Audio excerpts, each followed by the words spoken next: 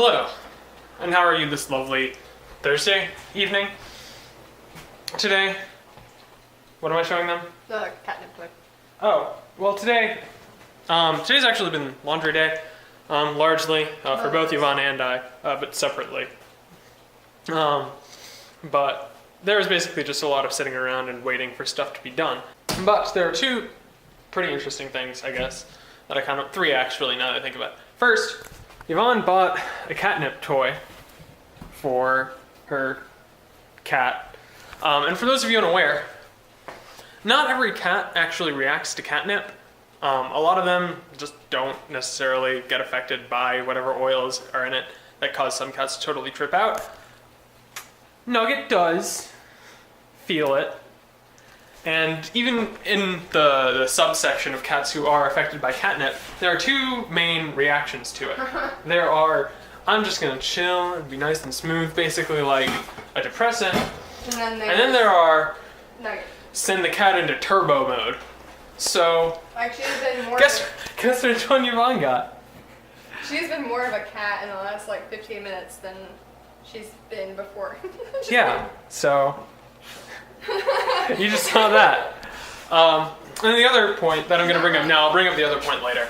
But I'm making English muffin pizzas. Yvonne already ate hers, but her toaster is small and they take a while to prep, so we can only make, two muffins, but 4 pizzas at a time.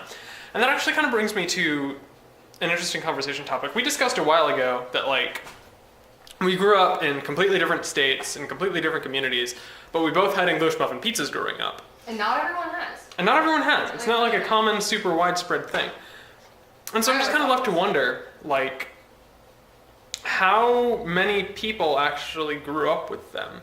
How widespread is it? How many people came up with this idea independently of each other? Or maybe there are some English muffin packages that have, oh hey, you can try making pizzas on them as a suggestion, because a lot of bread packages especially will have suggested recipes and stuff on them or ways to serve them. I don't know. So, for those of you who watch my videos and aren't directly related to me, did you ever have English muffin pizzas growing up? Do you know anyone who did? It's some sort of enigma that you're just now finding out about because of me. You should try it. You should try it. They're good. I mean, they're probably one of the best bread products for making homemade pizzas, besides actual pizza dough or pizza crusts. But I tried it with Alfredo sauce too. I don't know if you mentioned that. I didn't. It was good. They're good. They're good for making little miniature pizzas. But let me know if you've ever experienced English muffin pizzas, because I'm interested to hear about it. In the last clip, I made reference to there being 3 things of note that happened today, and I want to go ahead and talk about the third because I only mentioned 2 in the last clip. The third thing is, when we were waiting at Yvonne's parents' house for her laundry to be done, we ended up pulling out their VHS player and watched VeggieTales. Now, for those of you not in the know, VeggieTales is an old animated TV series centered around sentient vegetables, and they're essentially used to teach Bible stories to kids, whether it's Noah's Ark, Esther, just a bunch of different stories have been used, or not even necessarily Bible stories, but just general, roughly Christian values. And VeggieTales was my jam growing up. I love the heck out of that series. And so, whenever that sort of thing happens, obviously there's a little bit of hesitance to go back to it as an adult, because it could be bad. And what I will say about VeggieTales is it is definitely on the nose. It is a little bit didactic.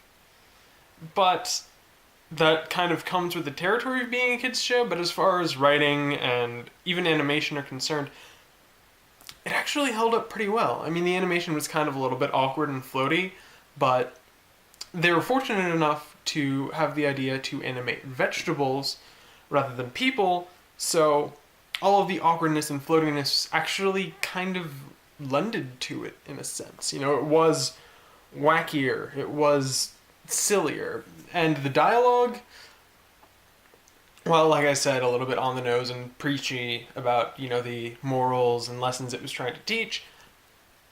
A lot of it was actually pretty witty, a lot of it was silly, a lot of it was pretty funny. I enjoyed watching it, and it's not necessarily nostalgia goggles. I mean, certainly an adult watching it for the first time would probably be like, there's no real point in watching this. But I mean, for me going back and being able to see, it really wasn't as bad as a lot of kids' stuff is. Pretty gratifying. I'm pretty happy with it. Anyways, I'm not going to ramble on about VeggieTales forever, but I'm going to go ahead and say that that's all I have for today. Thank you very much for watching, and I guess I'll see you tomorrow.